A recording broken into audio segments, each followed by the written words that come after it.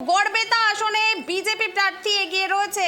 ডেবরাতে 2426 ভোটে এগিয়ে বিজেপি প্রার্থী, গড়বেতায়ও এবং ডেবরাতেও বিজেপি প্রার্থী এগিয়ে। নারায়ণগড়ে 2100 ভোটে এগিয়ে।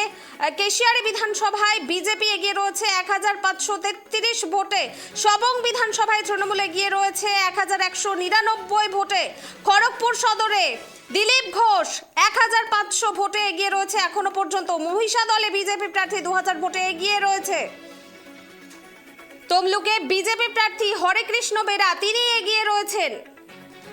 ময়না বিধানসভাতে অশোক দিন্দা বিজেপি প্রার্থী তিনি এগিয়ে রয়েছেন।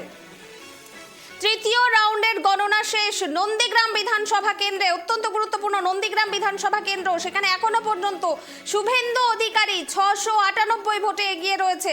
দ্বিতীয় রাউন্ডের গণনা শেষ রামনগর বিধানসভাতে বিজেপি প্রার্থী চন্দ্রশেখর মণ্ডল 1884 ভোটে এখনো পর্যন্ত এগিয়ে।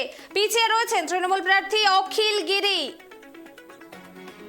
গড়বেতা আসনে বিজেপি প্রার্থী 1501 ভোটে এগিয়ে রয়েছে। গড়বেতা ডেবরাতেও বিজেপি এগিয়ে রয়েছে। বিজেপি প্রার্থী 2426 ভোটে এখনো পর্যন্ত এগিয়ে। নারায়ণগড়ে সেখানে এগিয়ে রয়েছেন রমাপ্রসাদ 2100 ভোটে। কেশিয়ারি বিধানসভায় 1533 ভোটে বিজেপি এগিয়ে রয়েছে। সবং বিধানসভায় তৃণমূল এগিয়ে রয়েছে 1199 ভোটে। অত্যন্ত গুরুত্বপূর্ণ ব্রেকিং এর দিকে আমরা নজর রাখছি। এখনো পর্যন্ত খড়গপুরে বিজেপি প্রার্থী এগিয়ে রয়েছে, মহিষা দলে বিজেপি প্রার্থী এগিয়ে রয়েছে। তমলুকে বিজেপি প্রার্থী হরেকৃষ্ণ বেরা তিনি এগিয়ে রয়েছেন। ময়না বিধানসভাতে বিজেপি প্রার্থী অশোক দিন্দা এগিয়ে।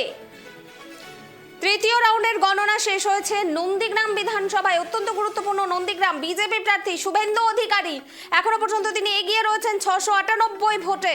অন্যদিকে রামনগর বিধানসভা কেন্দ্রতে দ্বিতীয় রাউন্ডের গণনা শেষ হয়েছে। বিজেপি প্রার্থী চন্দ্রশেখর মণ্ডল এগিয়ে রয়েছেন 1884 ভোটে।